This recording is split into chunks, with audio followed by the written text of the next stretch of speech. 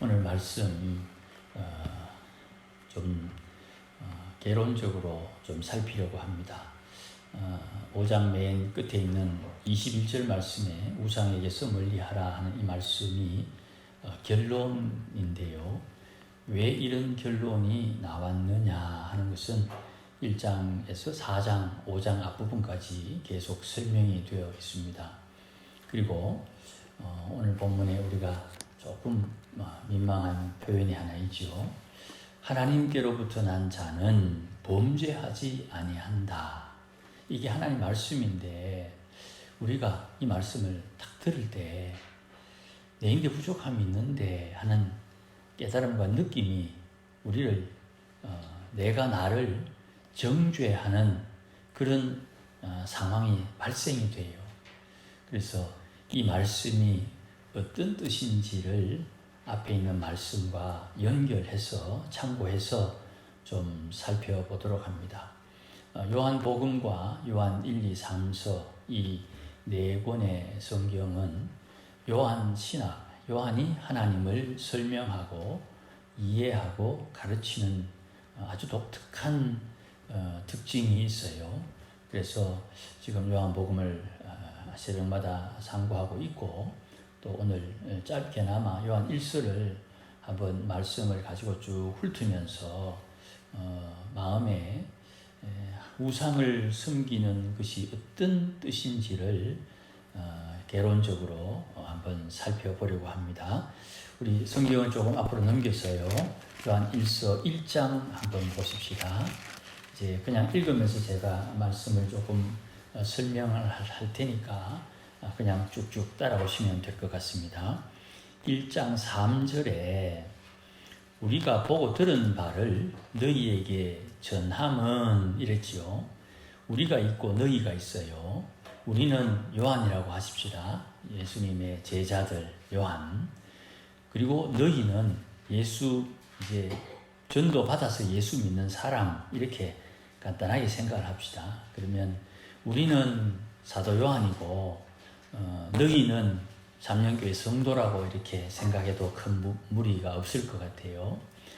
사도 요한이 삼년교회 성도들에게 복음을 전하는 것은 사도 요한과 삼년교회 성도들 간에 사귐, 교제가 있기 위함이다. 이렇게 말씀을 해요.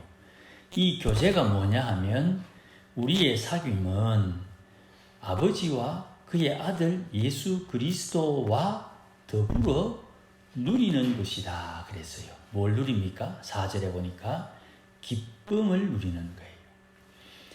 사도 요한이 삼년교회 성도들에게 복음을 전해서 너희가 이 편지를 읽는데 이것은 너희와 우리 사이에 교제가 있게 하기 위함이다.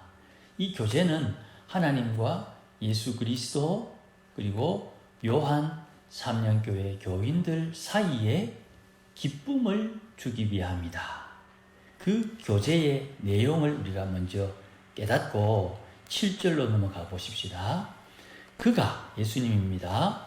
그가 빛 가운데 계시기 때문에 우리도 사도 요한도 삼년교회 성도들도 빛 가운데 행하면 우리가 서로 사귐이 있다 그랬죠. 앞에 1장 3절 4절에 이 복음을 너희에게 전하는 것은 우리와 사도 요한과 삼년교회 성도 하나님과 예수님 사이에 교제가 사귐이 있도록 하는 것이니까 사귐이 있으면 너희는 삼년교회 성도들은 빛 가운데 있는 거야. 이렇게 사도 요한이 우리에게 설명을 하는 거예요.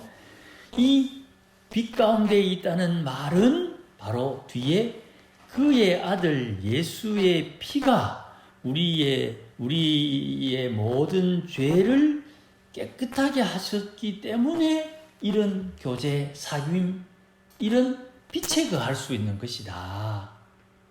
지금 1장 7절에 빛에 거하는 것은 예수님의 십자가의 피가 우리를 빛 가운데로 우리와 너희를 사귀게 하고 하나님과 아버지와 예수님과 우리가 더불어 기쁨을 누릴 수 있는 것이야.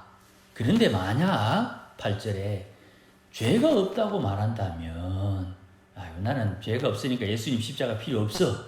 이렇게 말하는 것이면 스스로 속는 거야. 지금 사도 요한이 우리에게 설명을 하는 거예요. 또 진리가 우리 속에 없는 거야.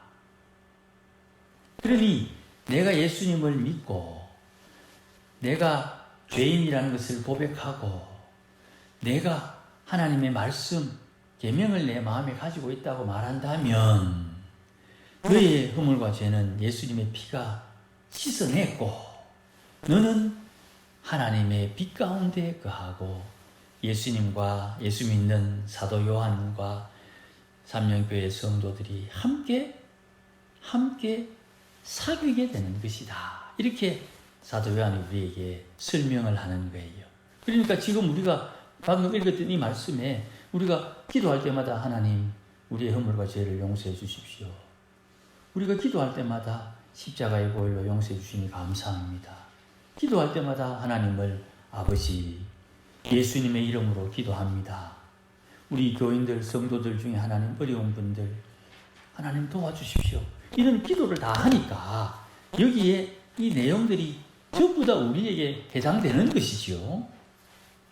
그러니 이렇게 하나님과 사도 요한과 삼령교회 성도들의 교제 사귐이 있으니 우리는 중요한 겁니다.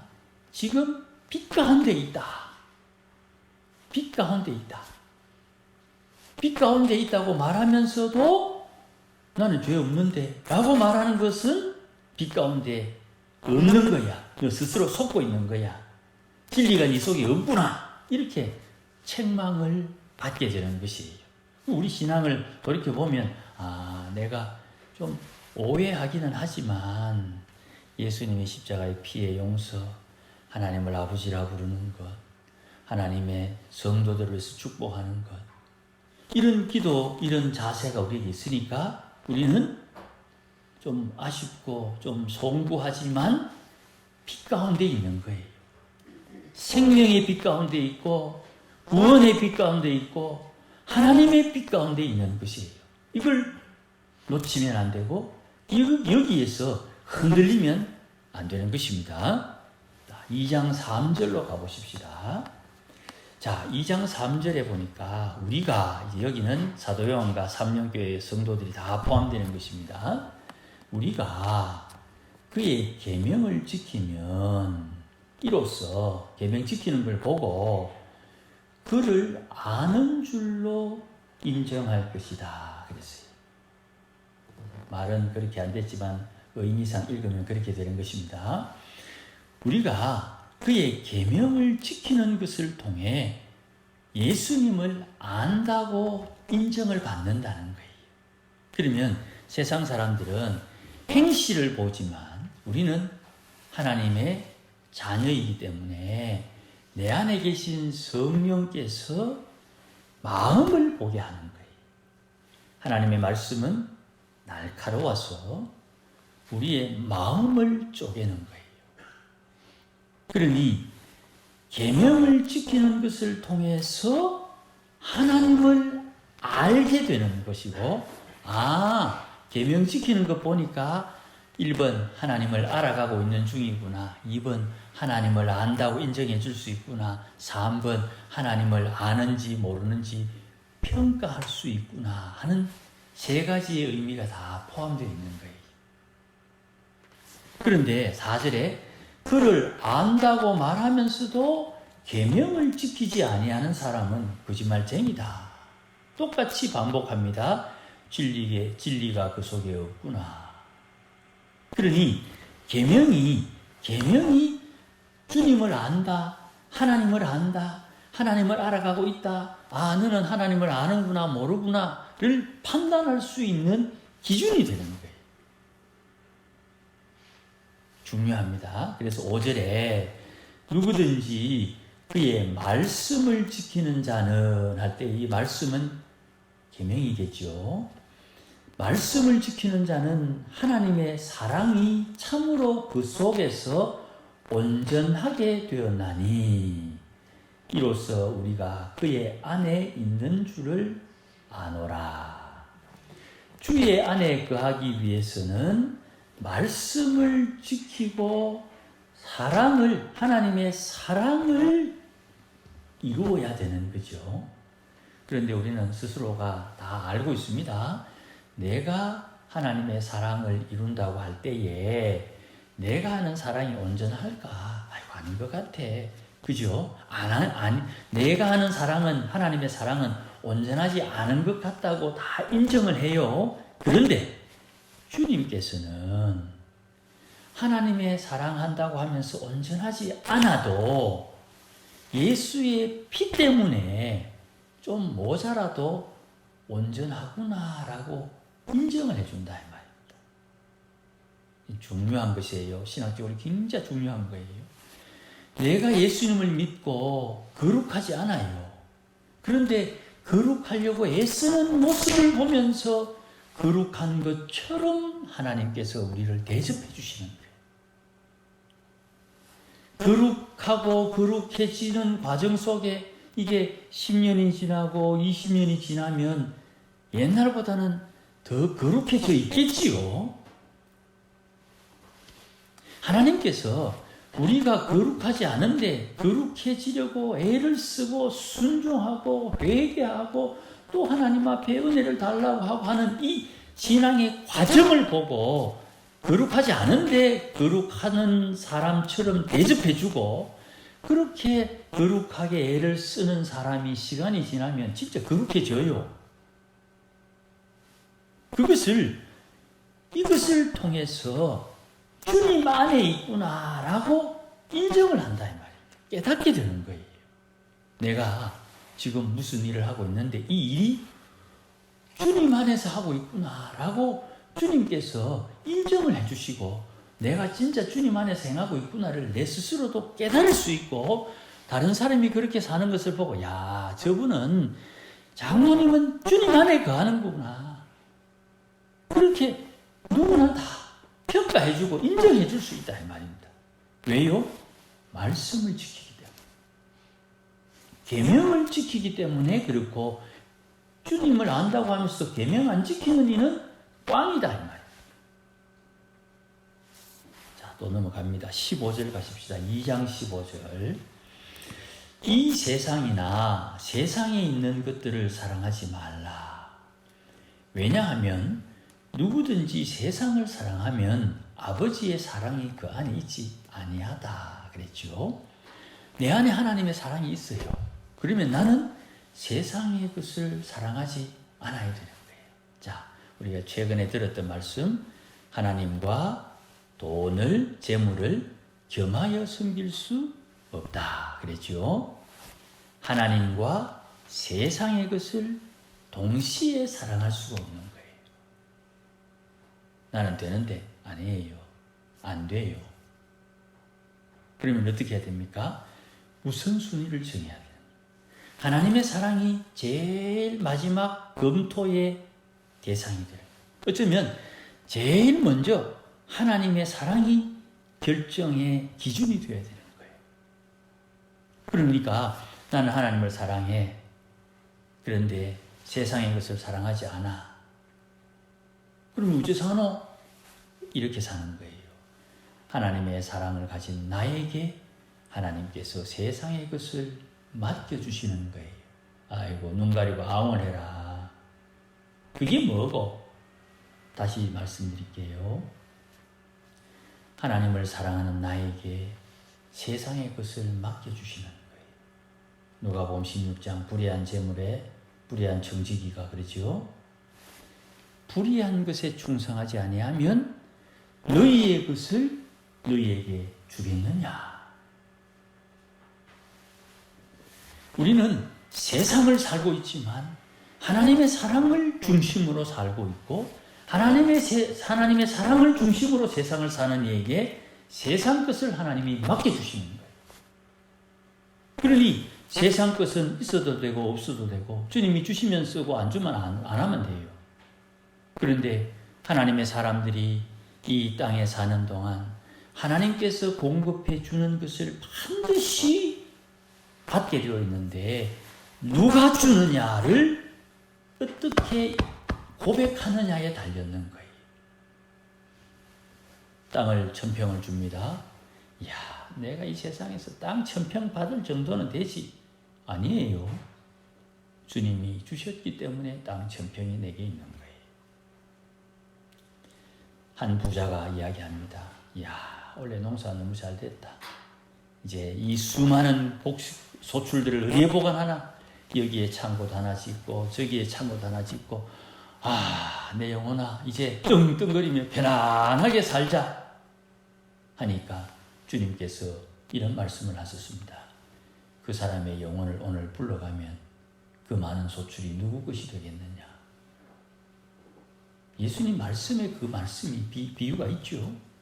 그러니 주님께서 내게 생명을 주시고 주님께서 내게 사명을 주셨으니까 내가 이 땅에서 해야 할 일은 주님의 말씀에 먼저 기준을 둬야 되는 것이에요. 세상에 살고 있으나 세상의 것을 사랑하지 말고 주님을 사랑해라. 주님을 사랑하는 마음이 있으면 세상의 것은 있으면 있는 대로 없으면 없는 대로 내가 또 꼭 필요하면 주님께서 이 모든 것을 더하여 주시리라 하신 말씀대로 우리는 먼저 그 나라와 의를 구하면 되는 것인데, 이 세상의 것을 사랑하게 되면 책망을 받게 되는 것이에요. 이 세상 사랑하는 것을 주님 다 빼앗고 난 뒤에야 비로소 우리에게 필요한 것을 주시는 거예요. 이 세상의 것을 그냥 있든 없든 버려버리면 주님께서 주의 일을 할 수 있는 것을 우리에게 먼저 주시고 그 다음에 세상 것도 더불어 주시는데, 솔로몬이 그랬잖아요. 원하는 게 뭐냐? 생명 부귀 아닙니다.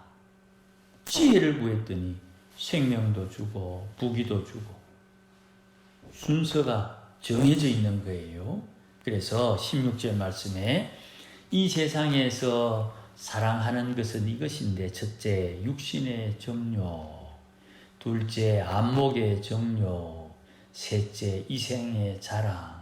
이 세 개는 아버지께로부터 온 게 아니다. 이 성도는 세상을 사는데 육신의 정욕에 휘둘리면 안 되는 거예요. 그래서 계명에 뭐라고 합니까? 간음하지 마라, 도둑질하지 마라, 거짓 증거하지 마라, 탐심을 버려라. 이 계명이 우리를 보호하는 장벽이 되는. 안목의 정욕, 우리의 눈이 높다 뭐 그런 말을 하죠. 우리의 눈이 세상의 것에 빨리 돌아가는 거, 그거 하나님의 나라를 위해서, 뭐 교회를 위해서, 성도들을 위해서 구제하기 위해서 빨랑 돌아가는 건 얼마나 좋습니까? 주님께서 야, 암흑의 성도 좀 도와줘라 했는데 어떻게 도와주면 좋을까 살펴보다가 저거다, 빨랑 돌아서 이렇게 해가지고 저에게 도움을 주게 되면 얼마나 좋습니까? 빠른 시일 내에 필요한 만큼. 근데 그 안목의 정욕이 세상의 것으로, 세상에서 떵떵거리며 살고 세상에서 목소리에 힘주기 위해서 사용한다면 그건 곤란해지겠죠. 이생의 자랑도 마찬가지입니다. 그러니 하나님께로부터 온 것으로 세상에서 누려야 되는데, 세상의 것을 하나님이 주시면 그것으로 만족할 수 있는 여유와 마음의 가난함이 우리에게 있어야 되는 것이에요. 조금 더 넘어가 보십시다. 2장 23절에 아들을 부인하는 자에게는 아버지가 없으되 아들을 시인하는 자에게는 아버지도 있느니라. 이게 왜 그럴까요? 요한복음의 말씀입니다. 예수님이 아버지 안에, 아버지가 예수님 안에 계신 연합되어 있는데, 우리가 예수님을 받아들이면, 믿으면 내 안에 예수님 계시고 예수님 안에 계신 아버지가 또 내 안에 계신 거예요. 내가 예수님 안에 있으니까 예수님 안에 계신 아버지와 내가 함께 있는 거예요. 그러니 예수를 부인하면 하나님 아버지가 없는 거예요. 유대인들이 우리는 하나님을 믿습니다 하면서도 예수를 부정하지요. 그러니 그들 속에는 진리가 없고 아버지가 없고 그들이 말하는 아브라함의 하나님이 없는 건데 저들은 있다고 생각하는 거예요. 그러니 아버지가 없고 마귀가 안에 들어있는데 자기들은 하나님이 있다고 생각하니까 예수님을 죽이는 것이 하나님을 사랑하는 방법으로 알고 예수님을 죽여버리는 거예요. 왜 그렇게 사느냐 하면 24절에 너희가 처음부터 들은 것을 너희 안에 거하게 하라. 처음부터 들은 게 뭡니까? 예수를 믿으면 구원을 받는다. 예수를 믿으면 구원을 받는다. 이것은 내 안에 반드시 보관되어 있어야 되는 거예요. 처음부터 들은 것이 너희 안에 거하면, 보관되어 있으면 너희가 아들과 아버지 안에 거하게 된다. 이거는 확정이에요. 예수 믿으면 구원받는다. 이 말이 누구든지 주의 이름을 부르면 구원받는다는 이 한마디가 그냥 뭐 절집에 다니는 사람도 아이고 예수 믿으면 구원받으니까 예수 믿는다. 그러면 구원받네. 이렇게 조롱하듯이 하지만 그게 전도에 미련한 것으로 마음에 용납이 되어서 믿으시면 대박이 나는 거예요. 25절에 그가 우리에게 약속하신 것은 이것이니 영원한 생명이다. 이게 영생이죠. 예수 안에 영생이 있고 예수 안에 생명이 있는 것이에요. 조금 더 넘어가서 3장 3절 보십시다. 주를 향하여 이 소망을 가진 자마다 그의 깨끗하심 같이 자기를 깨끗하게 하느니라. 소망이 있기 때문에 내가 나를 정결하게 할 수 있는 거예요. 그러니 우리가 하늘에 소망이 있습니다 하는 이 말을 그게 나를 깨끗하게 정결하게 청결하게 하는 원인이 되는 거죠. 하늘에 소망 두고 있냐? 예, 그러면 내가 하늘에 소망 두고 있는 것을 잃어버리지 않고 더 쌓기 위해서 내가 나를 깨끗하게 해야 되겠구나. 그런 연결, 그런 상호작용이 일어나는 거죠. 그런데 깨끗하게 한다는 게 뭐야? 라고 물으니 4절에 죄를 짓는 자마다 불법을 행하나니 죄는 불법이다. 다른 말로 법을 지키는 것을 정법이다 그래요. 그러니 깨끗하게 하는 것은 정법, 법, 주님이 정하신 율법, 주님이 정하신 계명을 따라 사는 것이 자기를 깨끗하게 하는 거예요. 그것을 5절에 이렇게 표현했습니다. 우리 죄를 없애려고 나타나신 것을 너희가 아나니. 내가 저지르는 허물과 죄는 내가 씻는 게 아니에요.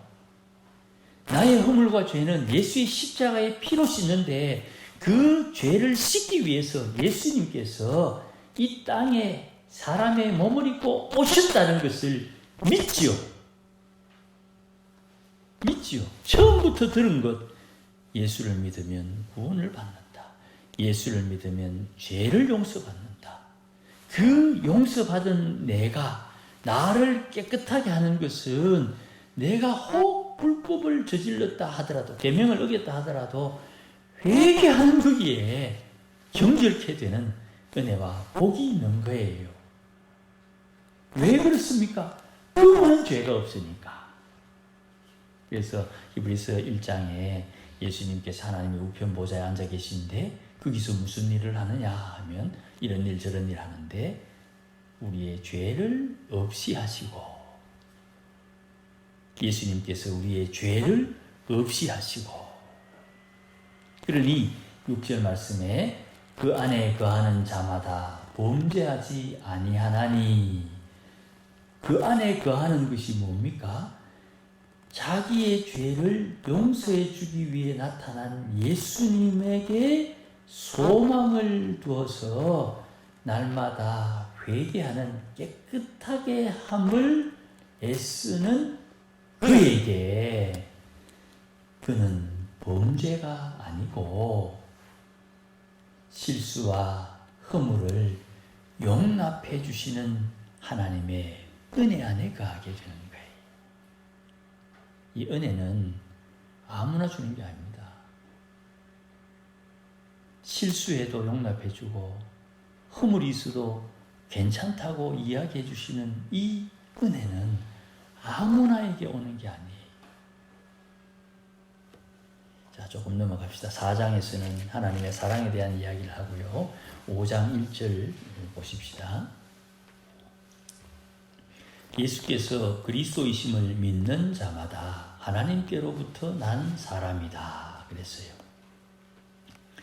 하나님의 중생, 하나님의 자녀, 하나님의 입양자가 되는 방법은 예수님이 그리스도라는 것을 믿을 때, 예수님의 그리스도라는 것을 믿을 때 하나님의 중생의 역사가 있는 거죠. 우리가 이미 다 알고 있는 겁니다. 자, 내가 예수를 그리스도로 믿어서 하나님의 자녀가 됐다면 또한 낳으신 분을 사랑하는 사람들은 그에게서 난 자를 사랑하느니라. 내가 예수님을 그리스도로 믿어서 하나님의 자녀가 됐다면 나처럼 예수를 그리스도로 믿어 하나님의 자녀가 된 사람들을 사랑한다 이 말이죠. 그러니까 형제가 형제를 사랑하고 예수 믿는 사람이 예수 믿는 사람을 사랑하는 거죠. 그 사랑하는데 2절에 그 하나님을 사랑하고 또 그의 계명을 지킬 때 진짜 하나님의 자녀가 하나님의 자녀를 사랑하는 줄로 인정해 줄게. 그래도 계명이 나오는 거예요.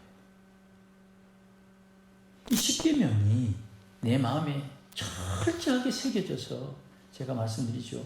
꿈에서도 계명을 지키지 않아야 되는데 하는 걱정을 하면서 무언가 꿈에서 일어나는 일을 처리할 때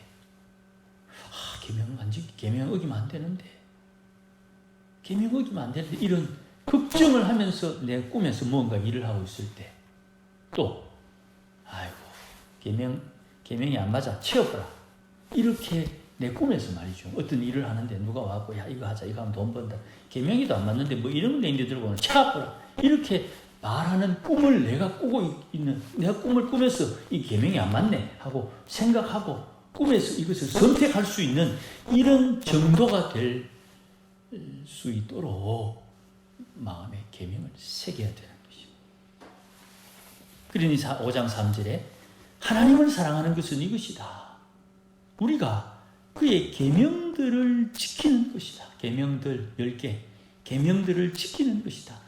결코 그의 계명들은 무거운 것이 아니다. 아이고 계명 지금 21세기 무슨 계명? 그거는 진짜 참 실수하는 겁니다. 계명을 지키는 것 이게 하나님 사랑하는 것의 첫 번째 발자국입니다. 그래서 이제 중간에 좀 뛰어넘었습니다만은 자 18절 말씀 보십시다. 5장 18절 오늘 본문의 말씀 하나님께로부터 난 자는 계명을 지키니까 범죄하지 아니한다. 계명을 지키니까 범죄하지 않는다. 계명을 지키니까 하나님을 사랑하고 하나님을 사랑하는 사람, 하나님의 생명을 가진 사람, 하나님과 교제하는 사람, 그의 허물과 죄는 하나님께서 용납해 준다. 어느 정도까지. 그거는 다른 문제이기 때문에 용납해 준다. 그러니 주님께서 사도 요한이 우리에게 말해 주는 겁니다. 하나님께로부터 났느냐? 하나님을 사랑하느냐? 주의 계명을 지키느냐? 형제를 사랑하느냐? 예. 그러면 너는 범죄 안 하는 거야. 혹 우리한테 범죄하고 형제를 미워하거나 좀 안 좋게 생각하거나 이런 생각이 있으면 왜 합니까? 회개. 회개 안 하면서 형제를 사랑한다고 말하면 너 안에 거짓말 하는구나. 네 안에 하나님의 진리가 없구나. 바로 우리에게 지적이, 성령에 의해서 지적이 탁 들어오는 거예요. 이런 하나님의 사람들은 하나님 앞에 나서 하나님을 사랑하고 계명을 따라 주를 섬기는 이는 하나님께로부터 난 자가, 나신 분이 그를 악한 자가 만지지도 못하도록 지켜주시는 거죠. 하나님, 내 예수님이십니다. 악한 자가 나를 만지지 않도록 지켜주십시오. 그래, 네 계명 지키나? 네 세상의 삶에서 세상 것을 하나님보다 더 사랑하지 않냐? 이런 앞에서 우리 읽었던 그런 말씀들을 가지고 우리를 점검을 하는 거예요. 하나님께서 말씀으로. 네 내하고 사귀면서 네 허물이 있다, 죄가 있다, 이런 거 고백하나? 예수의 피가 네 죄를 용서했다는 거 네 믿나? 이런 말씀들을 가지고 점검을 딱 하면서 이것도 안 하면서 너는 왜 악한 자가 너를 만지지도 못하도록 해달라고 요청하노? 자격도 없는데. 이렇게 하나님께서 우리에게 책망을 하시고 겸손하게 주의 계명을 지키고 형제를 사랑하기 애쓰고 하나님 말씀대로 주와 더불어 이렇게 하면 내가 조그만한 것도 아이고 하나님 말씀대로 살지 못한 거 아닌가 하는 그런 두려운 마음이 있어도 괜찮아. 너 잘하고 있어. 네가 하나님을 사랑하잖아. 절대 악한 자가 너를 만지지 못할 거야 라고 주님께서 인정해 주시고 하나님께서 붙들어 주시는 거죠.